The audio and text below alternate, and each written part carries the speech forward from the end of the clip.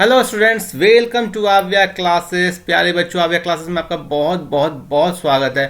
और अब हम लोग एनसीईआरटी का लास्ट सेक्शन देख रहे हैं, सेक्शन 9.8, जिसमें हम लोग पढ़ने वाले हैं ऑप्टिकल इंस्ट्रूमेंट्स के बारे में, जो कि बहुत ही आसान टॉपिक है लेकिन बहुत ही इम्पॉर्टेंट और इंटरेस्टिंग है। जो एनसीईआरटी के सॉल्यूशंस है प्रॉब्लम्स के, उसमें आप देखोगे जो मेरे वीडियो है, तो बहुत ही अच्छे वे में ऑप्टिकल इंस्ट्रूमेंट्स के प्रॉब्लम को सॉल्व करके समझाया गया है।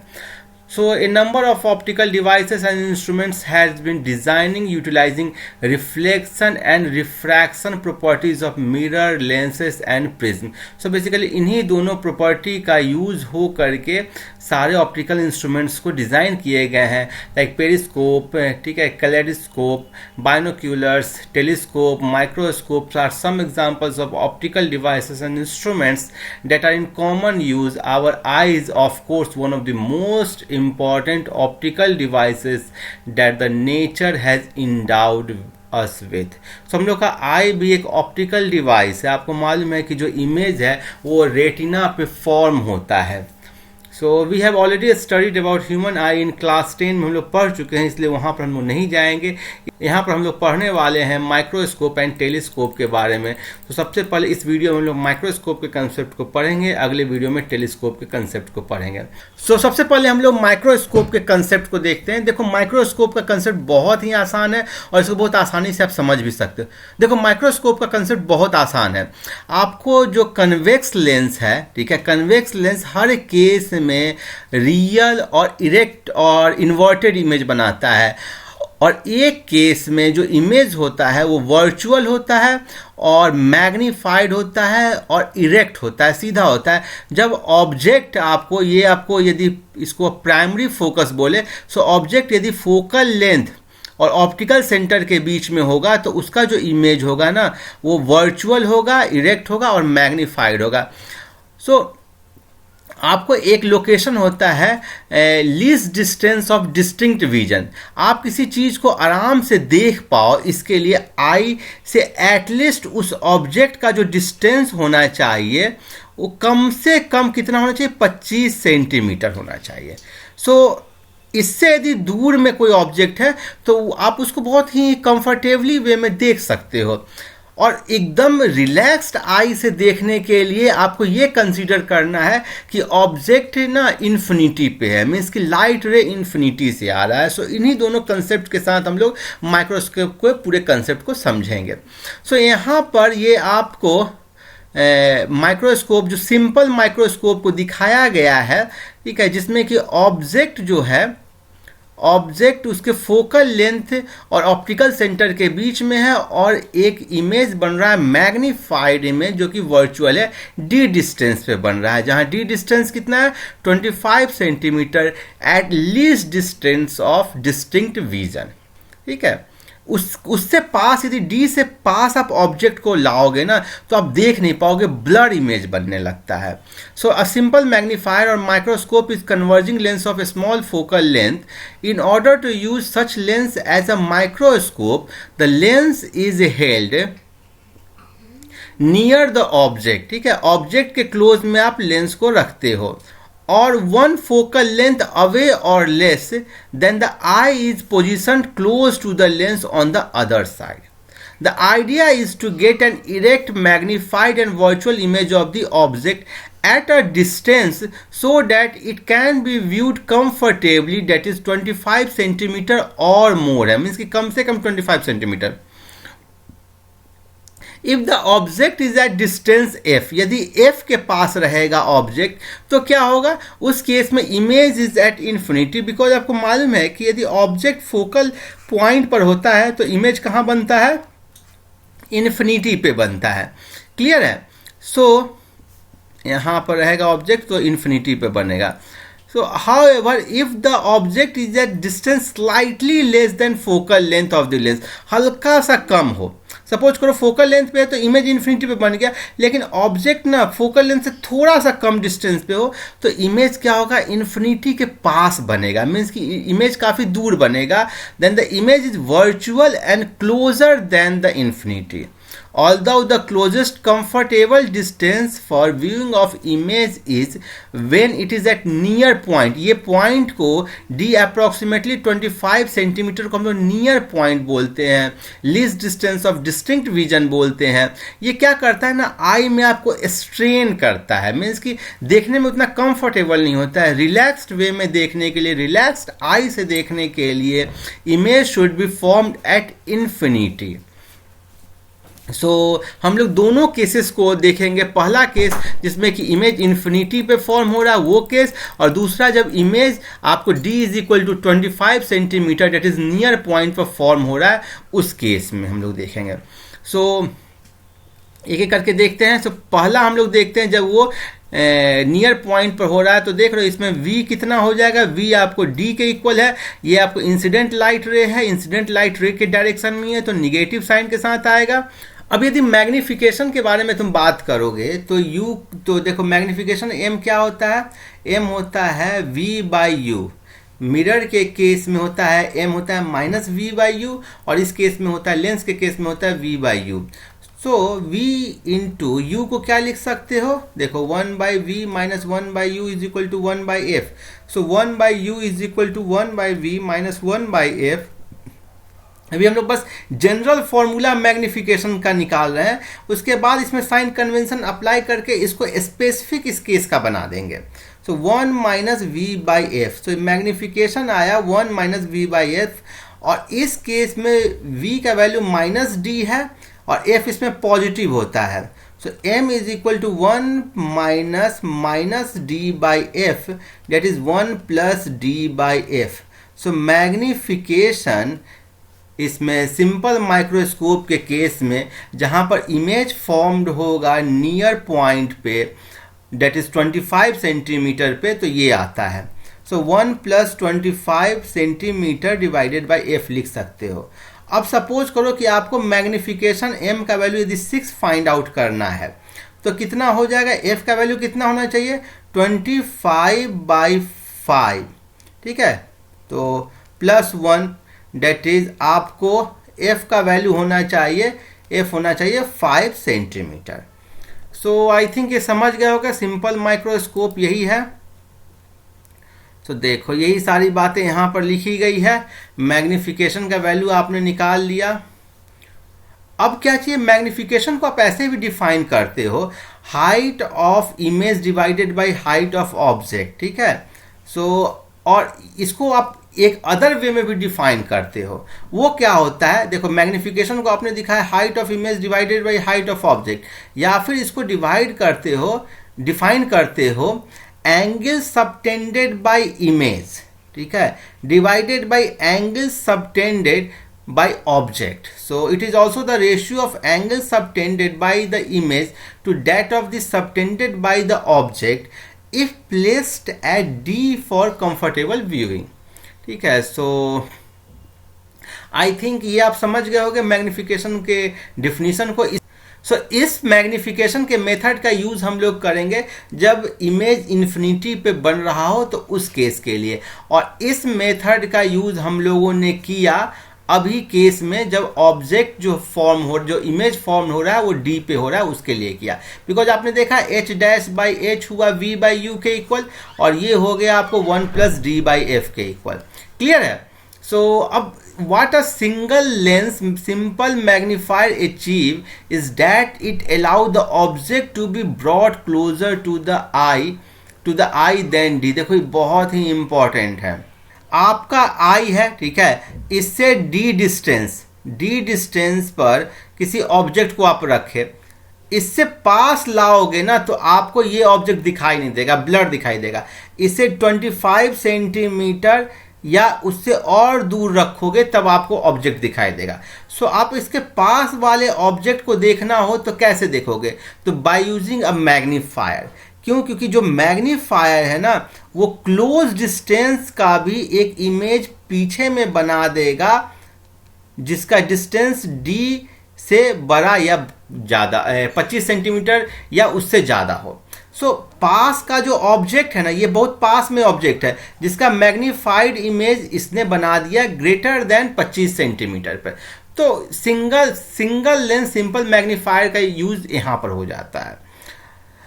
हम लोग सेकेंड देखते हैं कि जब मैग्निफिकेशन, जब इमेज इन्फिनिटी पे फॉर्म होगा तब क्या होगा। तो in this case we will have to obtain the angular magnification।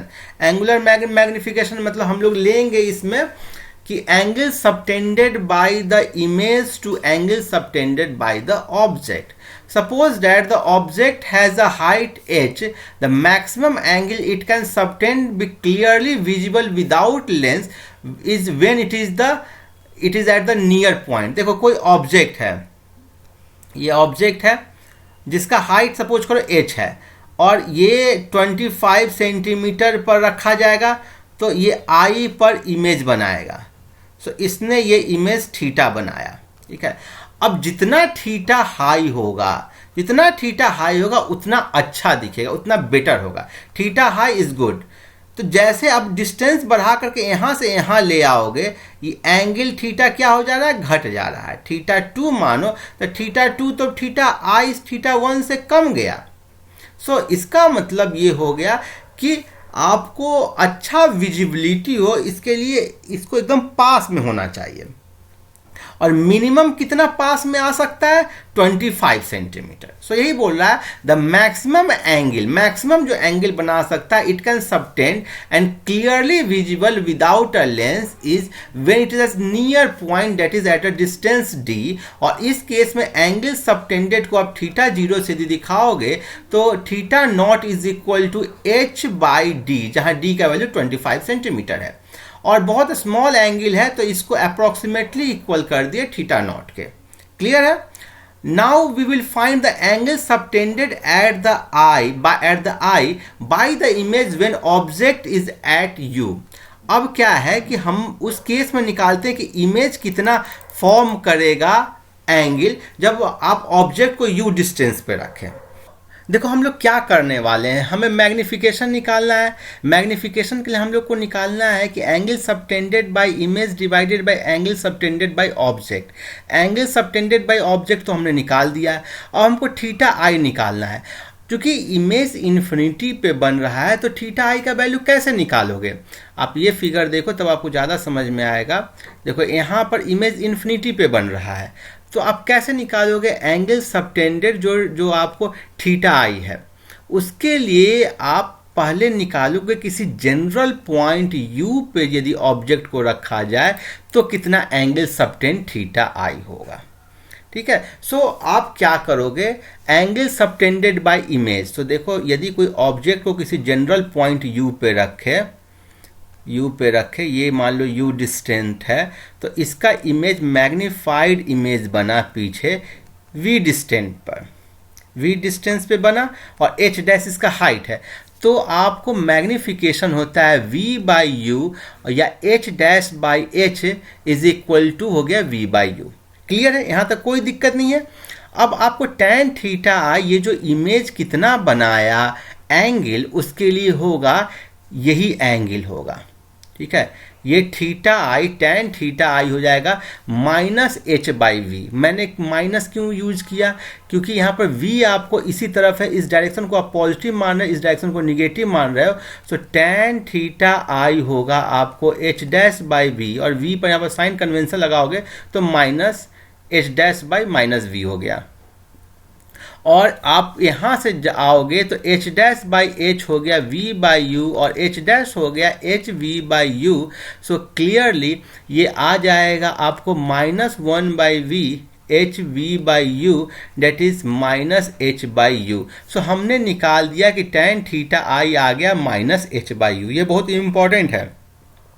अब ऑब्जेक्ट को आप क्या है, रिलैक्स्ड विजन के लिए या इन्फिनिटी पर इमेज बने इसलिए u को आप f के पास रखे, एकदम क्लोज रखे हो, मीन्स कि u को आप f मान सकते हो। इनफैक्ट माइनस f होगा क्योंकि इसी तरफ है। सो माइनस f जब रखोगे तो कितना हो जाएगा, minus h by minus F that is h by F. So basically angle subtended by object by image, in fact कहो by image when it is at u is equal to minus f is equal to h by f। Clear है। अब angular magnification क्या होगा, theta I by theta naught, और theta आई हो गया h by F divided by D by क्या है h by D. सो ये कैंसिल हो गया और ये आ गया d बाई एफ। सो आपने देखा था कि जब इमेज आपको नियर पॉइंट पर बना था तब एंगुलर मैग्निफिकेशन आया था 1 प्लस डी बाई एफ, और जब इन्फिनिटी पे बना तो डी बाई एफ आया। इसमें डिफरेंस कितना है, केवल 1 का डिफरेंस है, ठीक है, 1 less than, but the viewing is more comfortable and difference in magnification is usually small. In subsequent discussion of optical instrument we shall assume the image is formed to be infinity और formula magnification का ये apply करेंगे। सो अब देखो simple magnification का कुछ limitations है। ये मैक्सिमम आपको मैग्निफिकेशन जो अचीव करता है लेस देन 9 के लिए, लेस देन और इक्वल टू 9 के लिए हम लोग यूज़ करते हैं रियलिस्टिक फोकल लेंथ के केस में। यदि मुझे ज़्यादा चाहिए होगा तो मुझे क्या चाहिए होगा, मुझे 2 लेंसेज का यूज़ करते हैं जो कि एक दूसरे के इफेक्ट को कंपाउंड कर देता है। बिकॉज आपको ज़्यादा मैग्निफिकेशन चाहिए तो एफ के वैल्यू को क्या करना पड़ेगा, बहुत कम करना पड़ेगा, वो उतना फिजिबल नहीं है। सो अब देखो कि कंपाउंड माइक्रोस्कोप को यहाँ पर समझाया गया है। इसमें आपको 2 लेंस होता है, एक लेंस जो ऑब्जेक्ट के पास होता है उसको ऑब्जेक्टिव लेंस बोलते हैं, और जो आई के पास होता है उसको आईपीस लेंस बोलते हैं। अब ये आईपीस और ऑब्जेक्टिव लेंस क्या करता है, तो देखो ऑब्जेक्टिव लेंस में एक आपको इमेज बनाता है जो कि इन्वर्टेड इमेज बनता है। सो आप यहाँ पर देखो ए बी ऑब्जेक्ट है जिसका इन्वर्टेड इमेज बी डैश ए डैश बना, और ये इन्वर्टेड इमेज जो दूसरा जो आईपीस लेंस है ना उसके फोकल लेंथ के अंदर में या उसके ऑलमोस्ट इक्वल होता है, मीन्स कि इसके फोकल प्लेन के इनसाइड में हुआ। सो और या फिर इक्वल होगा। सो ये 2 पॉइंट पर इमेज बना सकता है, एक तो नियर पॉइंट पे बनाता है। सो नियर पॉइंट पे बनाएगा तो इमेज क्या होगा, देखो इमेज होगा आपको इरेक्ट, मैग्नीफाइड और वर्चुअल। क्योंकि फोकल लेंथ के अंदर में है तो ये होगा मैग्नीफाइड, ठीक है। और ओरिजिनल ऑब्जेक्ट के तुलना में देखोगे तो क्या हो जाएगा, इन्वर्टेड। हालांकि इसके रिस्पेक्ट में ये इन्वर्टेड नहीं है लेकिन ओरिजिनल के रिस्पेक्ट में ये इन्वर्टेड बना। और फिर सेकंड पॉइंट क्या है कि ये जो है ना, यदि ये फोकल लेंथ पे होगा, यदि एच डैश क्या फोकल लेंथ पे होगा तो इमेज कहाँ पे बन जाएगा, इन्फिनिटी पे। सो इन दोनों केस में जो मैग्निफिकेशन क्या होगा वो हम लोग निकाल लेते हैं। सो मैग्निफिकेशन के बारे में बात करोगे तो मैग्निफिकेशन एम हो जाएगा magnification of objective lens into magnification of eyepiece lens, ठीक है। बिकॉज आपको मालूम है कि 2 लेंसेज यदि कॉम्बिनेशन में होते हैं तो दोनों के मैग्निफिकेशन का मल्टीप्लीकेशन लेते हैं। और ऑब्जेक्टिव लेंस का मैग्निफिकेशन क्या हो जाएगा, height of image divided by height of object. अब ये हाइट ऑफ इमेज क्या है, यही एच डैश है, हाइट ऑफ इमेज। अच्छा, इसमें कैसे निकालोगे, ये जो लेंथ होता है ना आईपीस का फोकल लेंथ और इसका फोकल पॉइंट के बीच का जो ये जो लेंथ है इसको हम लोग एल से डिनोट करते हैं, और एल होता है ट्यूब लेंथ, इस माइक्रोस्कोप का ट्यूब लेंथ हुआ। सो आप पहले देखो कि tan बीटा हो जाएगा, tan बीटा क्या होगा, ये हो गया हाइट ऑफ ऑब्जेक्ट, यही है h, यही है। So tan beta is equal to h by f naught. So h by f naught हो गया tan बीटा के इक्वल। और यदि इस ट्राइंगल में आओगे तो tan बीटा हो जाएगा आपको h डैश बाई एल। आपको h और h डैश दोनों का कंपोनेंट चाहिए इसके जो पैरामीटर्स है उसके रिस्पेक्ट में, बिकॉज आपको जो मैग्निफिकेशन निकालना है आई पीस और ऑब्जेक्टिव का तो उसके जो पैरामीटर्स है उसके फॉर्म में निकालने हैं। सो h डैश बाई h हो गया l बाई एफ नॉट। लो, मेरा एक चीज़ तो निकल गया। सो ये निकल गया आपको, इसका वैल्यू निकल गया l बाई एफ नॉट। और दूसरा जो हो गया ये वाला एम ई के लिए आपको चाहिए कौन पॉइंट चाहिए, देखो ये वाला। यदि ये इन्फिनिटी पे नहीं बना, नियर पॉइंट पे बना तो हो जाएगा 1 plus D by F E, हम लोगों ने देख रखा है। तो मैग्निफिकेशन हो गया L/f0 1 प्लस D/fe, और यदि इन्फिनिटी पे बन गया तो इसका वैल्यू क्या हो जाएगा D/fe, तब हो जाएगा L/f0 इंटू D/fe, जहाँ Fe है focal length of eyepiece lens. बहुत ही आसानी से समझ गए, इसमें कोई दिक्कत नहीं है। तो देखो यही सारी बातें कही गई होगी, ये सब हम लोग समझ चुके हैं, डिस्कस कर चुके हैं। आप देखना कहीं से दिक्कत होगा तो मुझसे पूछना, ठीक है। सो first image is formed near the focal point of eyepiece. The distance L, that is the distance between the second focal point of objective and first focal point of eyepiece, is called the tube length of compound microscope, ठीक है। पहला जब लिया यदि near point पर रहेगा तो इसका यूज़ किया, जब इन्फिनिटी पे हुआ तो इसका यूज़ किया, और इन दोनों को मल्टीप्लाई करके ये निकाल लिया। तो हम लोगों ने देखा कि मैग्निफिकेशन का फाइनल वैल्यू ये है, और इससे क्या इन्फर निकाल सकते हो। For large magnification of a small object the objective and eyepiece should have small focal length. So ये फोकल लेंथ दोनों स्मॉल होना चाहिए। In practice it is difficult to make a focal length much smaller than 1 centimetre. 1 centimetre से बनाना practically मुश्किल है। So also large lens are required to make L large. सो आपके लिए देखो डी फिक्स है, ये चेंज हो सकता है, ये चेंज हो सकता है, ये चेंज हो सकता है। सो ये मिनिमम आप कर सकते हो 1 सेंटीमीटर तक, और ये एल बढ़ाने के लिए आपको लार्ज लेंस चाहिए होगा। अब एक इसमें एग्जाम्पल दिया है कि सपोज करो कि ऑब्जेक्टिव लेंस का फोकल लेंथ 1 सेंटीमीटर ले लिया, आईपीस लेंस का 2 सेंटीमीटर ले लिया, और ट्यूब लेंथ 20 सेंटीमीटर ले लिया। तो देखो मैग्निफिकेशन कितना हो गया। सो 20/1 इंटू 25/2, ये आपको नियर पॉइंट है 25 सेंटीमीटर, तो 250 आ गया। Various other factors such as illumination of object contribute to the quality and visibility of the image. In modern microscopes, multi-component lenses are used for both the objective and eyepiece to improve the image quality by minimizing various optical aberration defects in the lenses. So मेरे ख्याल में सारा चीज़ अब समझ गए होंगे। हम लोग अगले वीडियो में टेलीस्कोप के बारे में देखेंगे। यदि आपको थोड़ा सा भी डाउट है तो ये एनसीईआरटी का जो मैं बनाया हूँ, रे ऑप्टिक्स का जो प्रॉब्लम का सॉल्यूशन बनाया हूँ, उसको भी देखिए, वो बहुत ही इफेक्टिव है। सो आई एम श्योर आपको वीडियो बहुत अच्छा लगा होगा। आपने मेरे चैनल को सब्सक्राइब नहीं किया तो इसे सब्सक्राइब करें, लाइक करें, शेयर करें। Keep watching, happy learning, thank you, bye.